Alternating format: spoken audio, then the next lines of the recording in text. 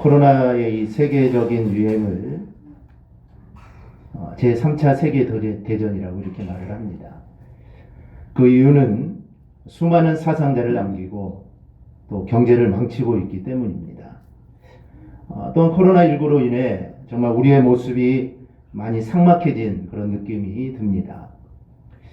우리가 카페나 음식점에서는 마스크를 벗고 정말 자유롭게 이야기하고 식사하는 것에 대해서는 정말 대수롭지 않게 우리가 생각하지만 왠지 교회 안에서는 말을 해서는 안 되는 것 같고 왠지 조용히 앉아있다 그냥 한 시간 예배드리고 가야 되는 것 같은 그런 느낌들을 우리가 받습니다. 또한 코로나 팬데믹으로 인해서 이 말씀을 듣는 성도들이나 또 말씀을 전하는 목사나 모두 힘든 시기를 보내고 있습니다. 성도들은 마스크를 쓰고 예배를 드리니까 힘들고 목사는 성도들의 얼굴을 볼 수 없으니 성도들의 말씀이 어떻게 반응하는가를 알 수가 없습니다. 그래서 성도들도 힘이 들지만 또 말씀을 전하는 목사들도 힘이 듭니다. 그래서 목사들이 말씀을 전할 때 참 성도들이 웃고 반응을 보일 때 힘을 얻어서 좀 강하게 전할 텐데 이게 웃고 있는 건지 인상 쓰고 있는 건지 우는 건지 이제 좀 웃으시네요. 알 수 없으니 목사도 말씀을 전하는데 많이 힘이 들다라는 겁니다. 그리고 매스컴이 마치 교회가 코로나19를 전파하는 진원지처럼 보도하는 것이 정말 가슴이 아픕니다. 감염된 후에 교회도 가는 것이고 회사도 가고 커피숍도 가고 식당도 가는데 말입니다. 그런데 교회 이름으로 되는 모임은 해서는 안 된다라는 것이죠. 교회 모임이 아니면 뭐 카페 가도 되고 식당에 가도 된다라는 이제 그런 논리입니다. 시사인의 조사에 의하면 코로나 이후 교회의 신뢰도는 불신 대상 중 여당, 국회, 낯선 사람, 언론에 이어 바닥에서 두 번째 수준이다라고 이렇게 말을 합니다. 그래서 교회가 이 시대에 가장 말이 안 통하는 가장 위험한 집단이 이렇게 되어버렸습니다. 이러한 상황은 평상시 우리 모두가 빛과 소금의 역할을 제대로 감당하지 못하고 살아왔던 이유다라고 저는 생각을 합니다. 지금은 소천하셨지만 사랑의 교회를 개척하신 오카는 목사님이 계십니다. 너무나 유명하신 분이라 여러분도 잘 아실 겁니다. 저는 오카는 목사님의 설교를 가끔 영상을 듣는데요. 들을 때마다 제가 느끼는 것은 정말 힘이 있다. 정말 힘있게 전하시고 정말 저의 마음을 콕콕 찌르는 듯한 그런 메시지를 전합니다. 그리고 정말 속이 시원하다. 정말 목사들이 하지 못하는 그 이야기들을 정말 아주 정확하게 합니다. 그래서 정말 속이 시원하다라는 그런 느낌도 제가 많이 받습니다. 설교 영상 중에 이런 내용이 있습니다. 제 언어로 잠시 제가 옮겨보겠습니다. 루터가 일평생 양보하지 않았던 것이 있습니다. 바로 이신칭의, 오직 믿음으로 구원받는다. 이 사상입니다. 행위는 구원에 관계가 없다라는 것이죠. 근데 루터는 이러한 사상을 가르치면서 이렇게 생각을 했습니다. 값없이 은혜로 받는 이 구원, 그 감격을 체험한 사람은 누구든지 자기도 모르게 삶이 변하고 인격이 바뀌어서 주님의 말씀대로 순종할 것이다. 그렇기 때문에 은혜로 구원받은 놀라운 축복을 누리는 사람에게 너희는 이렇게 살아라, 너희는 저렇게 살아라, 너무 율법적인 강요를 하지 않는 것이 바람직하다라고 이렇게 말을 합니다. 그래서 그는 무조건 믿음으로 구원받는다. 맞습니다. 무조건 우리는 믿음으로 구원받습니다. 이것을 그는 30년에서 40년 동안 계속해서 강조합니다. 그런데 믿음으로만 구원받는다라는 교리만 내내 가르치다 보니까 나중에는 대학생들이나 그 도시의 시민들이 너무 방종한 삶들을 살아갑니다. 복음은 너무나 소중한 것이지만 우리가 복음의 균형을 잃어버리면 그렇게 소중한 복음을 값싼 복음으로 전락시킬 수 있다라는 것입니다. 그런데 칼빈은 복음만을 강조할 때 나타날 수 있는 이 약점을 깨트려 본 사람이 칼빈입니다. 그래서 칼빈은 유명한 말을 했습니다. 그리스도인의 신앙은 자신의 거룩한 삶을 통해 입증해야 한다. 그냥 어떻게 살아도 나중에 믿음이 있으면 구원받는다. 이런 식으로 교인들을 가르치면 안 되고 믿음으로 구원받는다는 것이 확실하게 깨닫는 사람에겐 철저히 하나님의 명령에 복종하는 삶을 가르쳐야 된다. 바로 이것이 칼빈의 중심 사상입니다. 그래서 칼빈이 목회했던 이 제네바는 칼빈이 죽고 나서 60년이 지나도 지상에서 가장 모범적인 그리스도의 학교다라는 평을 받았던 곳이 이 제네바라는 그 도시입니다. 그래서 오카노 목사님은 바로 이 말씀은, 이 이야기는 자신과 자신의 교회를 향한 바로 말씀이다라고 했습니다. 맞습니다. 이 말씀은 저와 대강교회를 향한 말씀입니다. 그러면 또 이런 말씀을 하십니다. 주님은 절대로 한국교회의 양을 보고 책망하지 않을 것입니다. 주님은 한국교회의 열심을 보고 절대로 하나님은 책망하지 않을 겁니다. 우리나라만큼 열심히 대단한 곳이 없습니다. 그러나 그렇게 열심이 많고 가슴이 뜨거운 데 비해서는 너무나 세상에서의 삶이 사람들을 감동시킬 만한 짠맛이 없다라고 이렇게 말을 합니다. 우리처럼 주여 삼창 많이 하고 할렐루야 많이 하고 아멘 많이 하고 뜨겁게 새벽 기도하고 금요 철학기도 하고, 그런데 문제는 가슴은 뜨거운데 교회 밖을 나가면 삶이 따라주지 못한다라는 것입니다. 교회가 많은 질타를 받는 시기입니다. 그렇기 때문에 예배드리는 것도 중요하지만 그만큼 우리의 삶도 중요합니다. 그동안 교회는 목회자, 주일, 예배당 중심의 신앙생활을 우리가 고수해 왔습니다. 그런데 코로나19로 인해 우리가 크게 뒤통수를 한번 맞게 됩니다. 이젠 교인의 일상에 초점을 둔 생활신앙을 정립해야 된다라는 말을 합니다. 즉 삶으로서의 예배입니다. 주일날 우리가 오늘 하루 드리는 이 예배뿐만 아니라 월요일에서 토요일까지의 삶에서 우리가 하나님께 드리는 예배입니다. 교회가 주유소라면 가정과 일터는 도로가 돼야 합니다. 그동안 우리는 도로는 달리지 않고 주구장창 주유소에 모여서 연료만 계속해서 집어넣고 있습니다. 그래서 도로를 달리는 연습을 하지 않습니다. 그러면 도로를 나가면 어떻게 될까요? 당연히 사고를 많이 낼 수밖에 없습니다. 그래서 우리는 교회에 모여서 계속해서 연료만 주입하고 있기 때문에 도로를 나가게 되면 우리가 사고를 내고 부딪히게 되는 것입니다. 그러므로 가정에서 일터에서 우리가 말씀을 받은 대로 살아가도록 교회가 연료를 계속해서 공급해줘야 합니다. 그리고 그 말씀을 받은 대로 가정에서 일터에서 우리는 그 말씀대로 우리는 살아야 합니다. 그래야 이 땅에 하나님의 나라가 온전히 임하게 되는 것입니다. 그래서 교회문화연구소 이의용 소장은 우리가 위드 코로나 시대, 우리가 위드 코로나 시대를 보내고 있지만 이 위드 코로나 시대를 위드 지저스 시대로 우리는 바꿔야 된다라고 말을 합니다.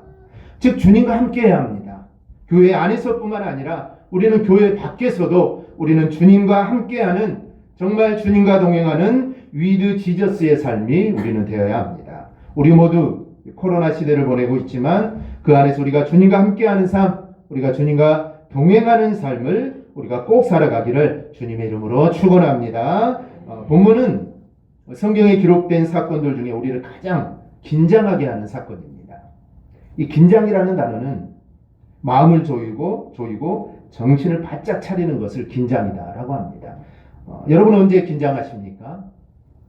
시험을 볼 때, 또 면접을 볼 때, 또 임산부는 막달이 되면 언제 아이가 나올지 몰라 항상 긴장을 합니다. 즉 보통 낯선 환경, 낯선 사람, 처음 해야 되는 일을 경험할 때 우리가 긴장을 하게 됩니다.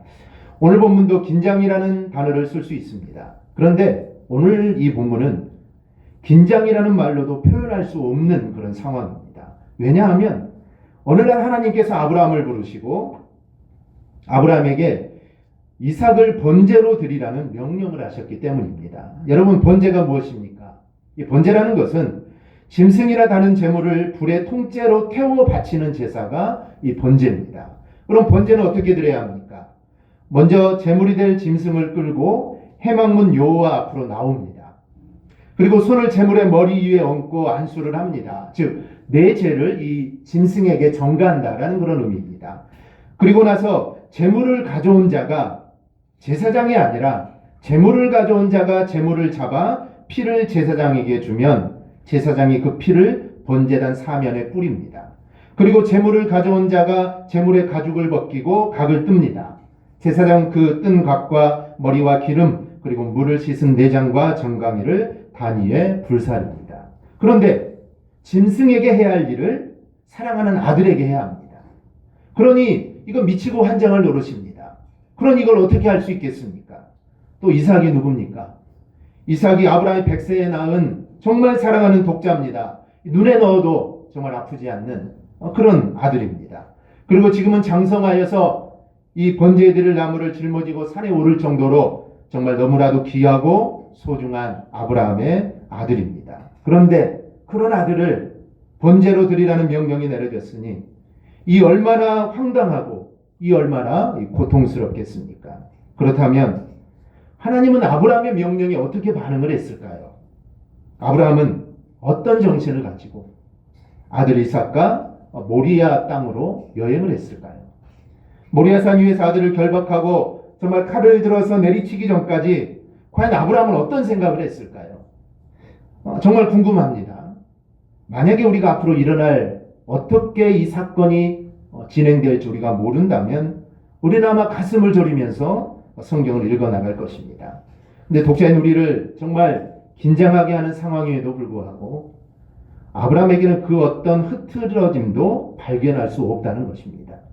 심지어 아브라함은 아침 일찍 일어나 나귀 안장을 지우고 출발합니다. 이러한 모습을 보며 그가 하나님 명령에 신속하고 정말 신속하게 반응하고 움직였음을 우리가 발견하게 됩니다. 우리 모두 자녀를 둔 부모로서 아브라함이 정말 말로 표현할 수 없는 심적 고통을 겪었으리라 우리 다 알고 있습니다. 그래서 너무나 그 힘든 시간을 아마 아브라함은 보냈을 거다. 모리아 땅으로 가는 기간도 3일이나 걸렸으니 얼마나 아브라함에게 힘든 시간이었겠습니까? 우리 그 아브라함의 마음을 우리는 쉽게 짐작할 수 있습니다.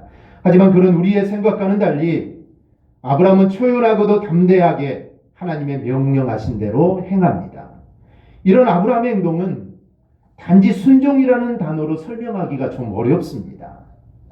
왜냐하면 순종이라는 것도 우리의 머리로 이해가 돼야 우리가 순종할 수 있습니다. 그런데 순종으로만 설명할 수 없는 것이 도저히 인간으로서는 이해할 수 없고 정말 감당할 수 없는 이 엄청난 명령이기 때문에 우리는 아브라함이 하나님 말씀에 순종했다라는 이 한마디로 아브라함 행동을 우리는 쉽게 판단할 수 없습니다. 하나님의 명령이라고 해도 정말 하나님의 명령이라고 해도 어떻게 자기 아들을 번제로 드릴 수 있습니까? 하나님은 지금까지 사람을 번제로 드리라고 한 적이 한 번도 없습니다. 이후에도 한 번도 없습니다. 그런데 아무리 하나님 명령이라고 해도 어떻게 사랑하는 아들을 번제로 드립니까? 번제로 드리려면 죽이는 것은 물론 전부 각을 뜨고 쪼개어 불로 태워야 되는데 그것도 자기 손으로 직접 해야 하는데 어떻게 아들을 그렇게 할 수 있겠습니까? 그러니 아브라함 행동은 순종이라는 단어로만은 설명할 수 없습니다. 우리는 아브라함이 이러한 모습에서 동행, 특별히 하나님과의 동행을 우리가 떠올리게 됩니다.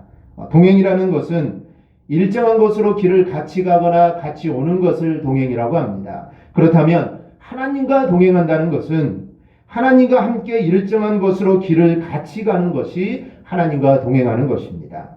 성경에서 하나님과 동행한다는 표현은 단지 길을 함께 가는 것만을 의미하지 않습니다. 길만 함께 가는 것은 아무런 의미가 없습니다. 서로 다른 생각을 가지고 아무 말을 하지 않고 길을 함께 가는 것, 그건 함께 가는 것이 절대로 아닙니다. 그러므로 하나님과 동행은 하나님과의 친밀한 관계를 유지하고 인격적인 교제를 나누는 것이 하나님과 동행하는 것입니다. 즉, 그 어떤 것도 바라지 않고 오직 하나님만 바라보며 오직 하나님의 뜻을 쫓아 살아가는 것이 하나님과 동행하는 것입니다. 그런 삶을 사는 자는 자기의 욕심이나 욕망을 따르지 않을 뿐더러 사사로운 생각이나 감정에 휘둘리지 않고 오직 하나님의 말씀에 순종합니다. 성경에서는 이 하나님과 동행한 인물들이 등장하는데 에녹과 노아가 대표적인 인물입니다. 창세기 5장 24절을 보면 에녹이 하나님과 동행하더니 라고 했고 창세기 6장 9절은 노아는 의인이요 당대의 완전한 자라 그는 하나님과 동행하였으며 라고 말씀합니다. 히브리서 11장 5절은 믿음으로 에녹은 죽음을 보지 않고 옮겨졌다고 말씀하였는데 에녹의 믿음이 가진 특징이 바로 이 동행입니다. 노아는 의인이요 당대의 완전한 자라는 평가를 얻었는데 그런 평가 역시 그가 하나님과 동행했다는 것에 있습니다. 동행의 의미가 이렇다면 하나님께서 아들을 번제로 드리라고 명령했을 때 이 순종하였던 아브라함 역시 하나님과 동행한 사람이다라고 우리가 볼 수 있습니다. 동행하지 않으면 절대로 그렇게 할 수가 없습니다. 그러면 구체적으로 하나님과 동행한다는 것이 무엇을 의미할까요? 첫째는 하나님과의 동행은 즉각적 순종을 의미합니다. 오늘 3절을 보면 아침에 일찍이라는 표현이 있습니다. 아침에 일찍이. 이 말은 히브리어로 우리 한번 따라해 볼까요? 빠뽀케르. 네. 이 아침에 일찍이라는 말은 빠뽀케르입니다. 이 앞에 있는 이 빠라는 것은 전치사인데요. 이 빠라는 전치사는 어떤 특정한 날의 다음 날 아침을 지칭합니다. 즉 아브라함은 하나님의 명령이 있은 바로 뒷날, 그것도 이른 시각에 일어나 순종의 채비를 갖추었다라는 것입니다. 결국 아브라함의 즉각적인 순종을 강조하는 말입니다. 잠시 인간적인 번뇌에 빠지기도 했겠지만 아브라함은 하나님의 기대와 요구에 자신을 철저하게 복종시키기 위해서 오히려 아침 일찍이 일어나 신속하게 이 순종의 발걸음을 옮겨 놓았던 것입니다. 그의 신속한 순종은 하나님께서 할례를 명하실 때도 드러납니다. 창세기 17장 23절에 이렇게 말씀합니다. 이에 아브라함이 하나님이 자기에게 말씀하신 대로 이날에 그 아들 이스마엘과 집에서 태어난 모든 자와 돈으로 산 모든 자, 곧 아브라함의 집 사람 중 모든 남자를 데려다가 그 포피를 베었으니 이날에라는 말이 있습니다. 이날에라는 표현은 바로 그날에 똑같은 그날에라고 번역을 할 수 있습니다. 즉 아브라함이 하나님께서 계시를 마치시고 올라가신 바로 그날에 아브라함은 그에게 속한 모든 사람들에게 조금도 지체치 않고 곧바로 할례를 행했음을 의미합니다. 이렇듯 아브라함이 하나님 명령에 신속하고도 분명하게 순종하는 사람임을 우리는 알 수가 있습니다. 하나님과 동행한 에녹을 보십시오. 창세기 5장 21절을 보면 에녹은 65세에 무드셀라를 낳았는데 22절은 무드셀라를 낳은 후 300년을 하나님과 동행하며 자녀들을 낳았다라고 말씀을 합니다. 무드셀라를 낳은 65세에 무슨 일이 있었는지 우리는 정확히 알 수 없습니다.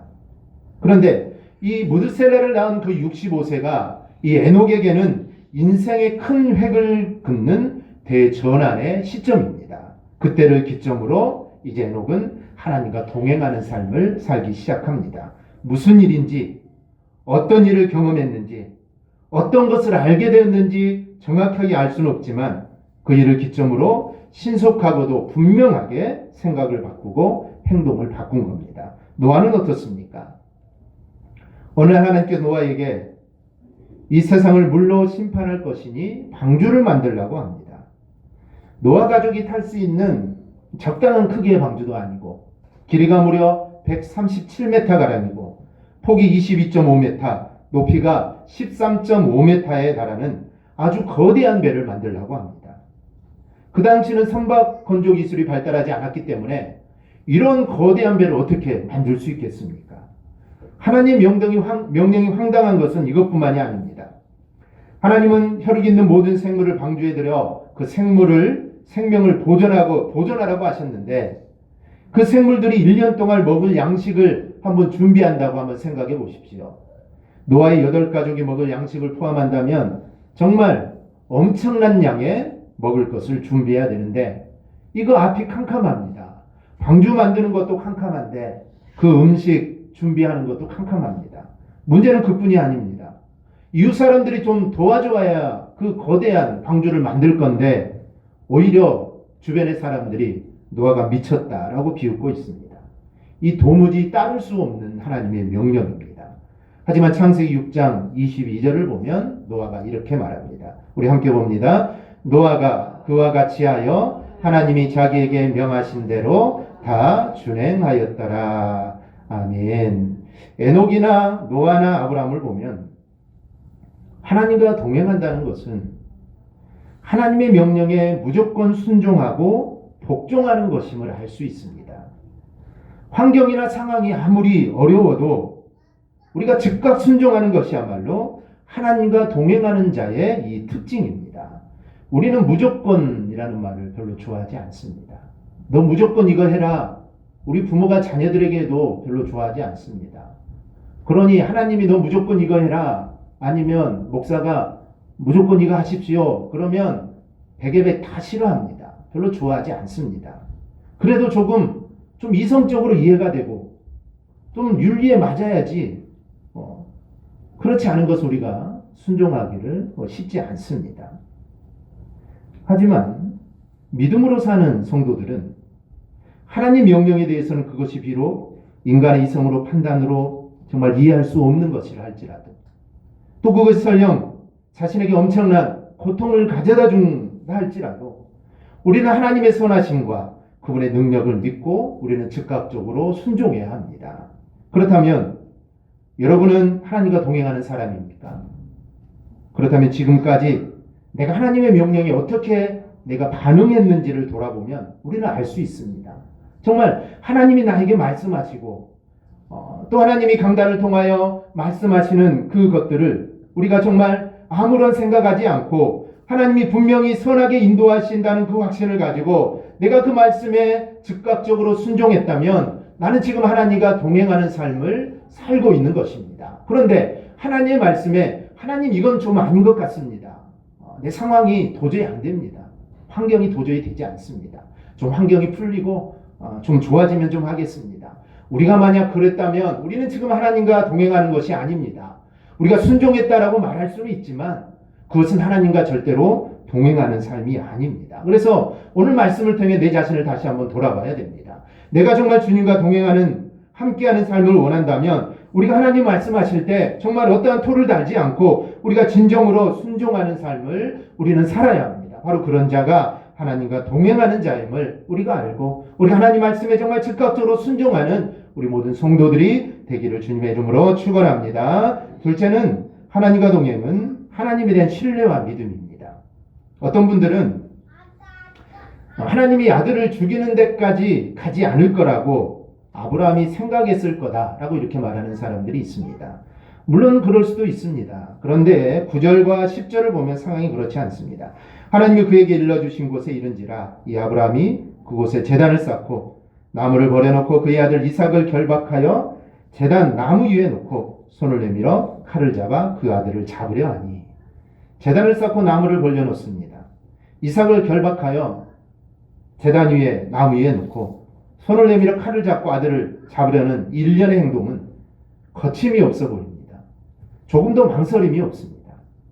하나님께서 자신의 행동을 멈추게 하지 않을까? 정말 칼을 들고 한 몇 초 동안 하나님이 이 칼을 멈추지 않을까? 기대하는 조금의 머뭇거림도 없었습니다. 정말이지 아브라함은 아들 이삭을 죽여 번제로 드리려고 했던 겁니다. 이런 아브라함을 우리가 비정하다고 말할 수 있을까요? 그렇게 말할 수도 있겠지만 그가 그런 행동을 한 이유가 있습니다. 그것은 그에게는 놀라운 부활의 믿음이 있었기 때문입니다.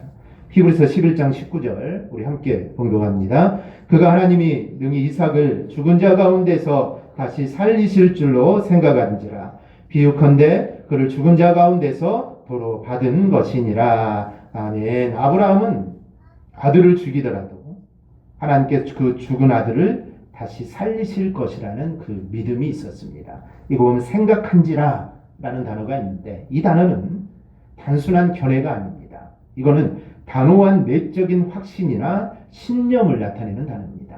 즉 아브라함은 이삭이 다시 살아나리라는 그 굳은 믿음이 바로 아브라함에게는 있었습니다. 죽은 아들이 다시 살아날 것이라는 이 아브라함의 믿음은 모리아 산 아래에서 그의 종들에게 한 말에도 나타납니다. 너희는 나귀와 함께 여기서 기다리라. 내가 아이와 함께 저기 가서 예배하고 우리가 너희에게로 돌아오리라. 여기 우리라는 복수 1인칭을 사용합니다. 이 말은 이삭의 죽음과 더불어 하나님께서 이삭을 다시 살리리라는 그 믿음이 아브라함에게 있었던 겁니다. 본문 6절에 보면 두 사람이 동행하더니 라는 말씀이 있습니다. 아브라함은 불과 칼을 손에 들고 이삭은 번제나무를 짊어지고 산으로 오르는 모습을 동행이라고 했는데 아들의 죽음만 생각했다면 이 동행은 슬픔과 고통과 절망의 동행일 겁니다. 하지만 하나님께서 이 아들을 다시 살리실 것이라는 생각을 가지고 지금 동행을 했다면 이 동행은 기대와 감격의 동행이었을 겁니다. 사실 아브라함이 이삭과 함께 동행하고 있지만 실은 그렇지 않습니다. 지금 아브라함은 이삭을 다시 살리실 하나님과 동행하며 지금 모리아 산으로 그는 올라가고 있는 것입니다. 그럼 아브라함이 어떻게 그런 믿음을 가질 수 있었을까요? 아브라함이 어떤 그런 믿음이 생겼을까요? 그것은 100세의 이삭을 낳은 경험에서 그런 믿음이 생긴 겁니다. 히브리서 11장 12절은 늙은 아브라함이나 단산한 사라를 두고 죽은 자다라고 말을 합니다. 이미 죽은 자입니다. 아브라함이나 사라는 이미 자녀를 낳을 수 없는 이미 죽은 자나 다름없습니다. 그런데 이 죽은 자 같은 자신이 아들을 낳은 경험을 통해 야 죽은 자를 살리신 하나님 이삭을 죽더라도 하나님께서 다시 살리실 것을 아브라함은 확신을 하게 됩니다. 하나님과 동행은 즉각적 순종이라고 했는데 이 순종은 그냥 생기지 않습니다. 하나님의 말씀에 대한 확고한 믿음에 근거할 때 이 즉각적인 순종이 생깁니다. 이러한 믿음이 없이는 절대로 즉각적인 순종을 할 수 없습니다. 확고한 믿음이 있어야 하나님과 동행할 수 있는 겁니다. 에녹은 어떤 믿음과 확신을 가지고 300년 동안 하나님과 동행했을까요? 그것은 그의 아들 무드셀라와 그의 이름과 그의 죽음을 생각하면 우리가 짐작할 수 있습니다. 무드셀라의 뜻은 창 던지는 자다라는 뜻입니다. 고대 세계에서 창 던지는 자는 부족의 대표를 뜻합니다. 그리고 전쟁에서 부족의 대표가 죽으면 어떻게 될까요? 그 전쟁은 지는 겁니다. 즉 창을 던지는 자인 무드셀라, 즉 인류의 대표 자격인 그의 죽음은 인류의 멸망을 의미한다고 볼 수 있습니다. 실제로 창세기 5장의 연대기를 살펴보면 노아의 홍수가 언제 일어났냐? 그것은 무드셀라가 죽은 그 해에 노아의 홍수가 일어나게 됩니다. 유다서 14장 14절과 15절에는 에녹의 예언이 기록되어 있습니다. 아담의 7대 손 에녹이 이 사람들에 대하여 예언하여 이르되 보라 주께서 그 수만의 거룩한 자와 함께 임하셨나니 이는 무사람을 심판하사 모든 경건하지 않은 자가 경건하지 않게 행한 모든 경건하지 않은 일과 또 경건하지 않은 죄인들이 주를 거슬려 한 모든 완악한 말로 말미암아 그들을 정죄하려 하심이라 하였느니라. 즉 주님께서 임하셔서 무사람을 심판하실 것이라는 겁니다.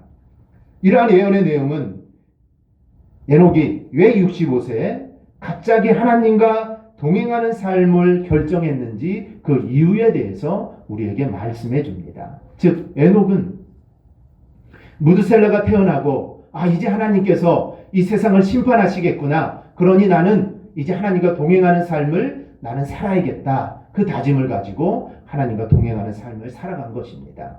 하나님과 동행했던 노아 순종 역시 하나님에 대한 신뢰와 그 말씀에 대한 믿음에 근거합니다.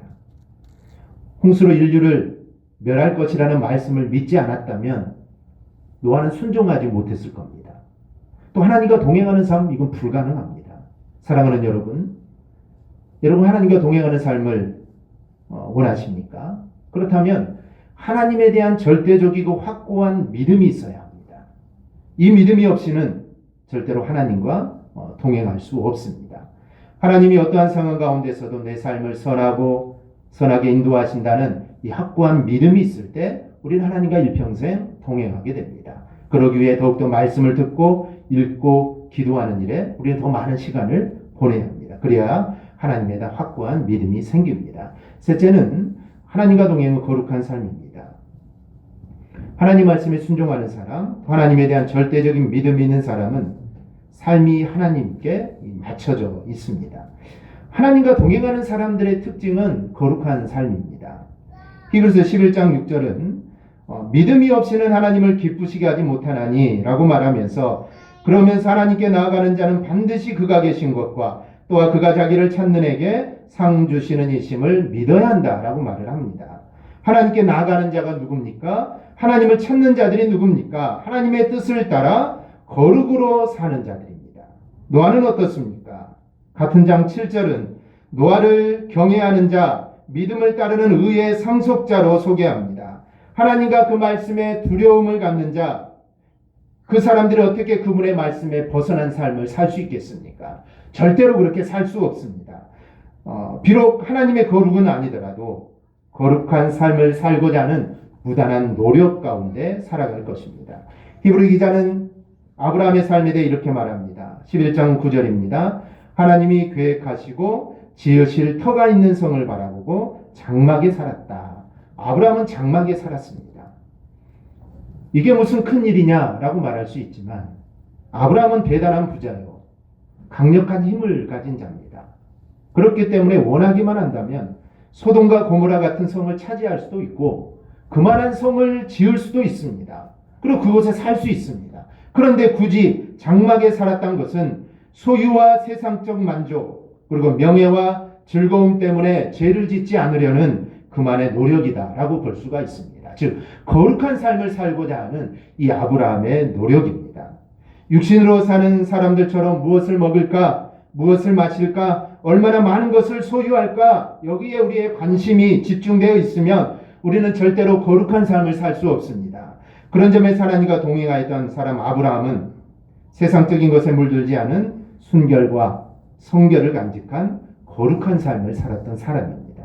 우리가 하나님과 동행하는 삶을 살아갈 때 우리는 거룩한 삶을 이룰 수 있습니다. 세상적으로는 절대로 거룩해질 수 없습니다. 아무리 참선을 많이 하고 아무리 수도원에서 수양을 한다 할지라도 우리는 절대로 거룩해질 수 없습니다. 우리의 거룩한 삶을 사는 길은 오직 하나님과 동행하는 길밖에 없습니다. 하나님과 동행하는 길이 정말 거룩한 삶임을 우리가 잊지 않기를 바랍니다. 말씀을 맺습니다. 우리는 하나님께서 나와 함께 하신다는 말을 많이 합니다. 하나님이 나와 함께 하신다. 그런데 내가 하나님과 함께 산다는 말은 많이 하지 않습니다. 하나님이 나와 함께 하신다는 말은 하나님의 능력과 도우심에 대한 갈망입니다. 그런데 내가 하나님과 함께 산다는 말은 하나님과 동행하는 것이요 하나님께 맞추는 삶을 의미합니다.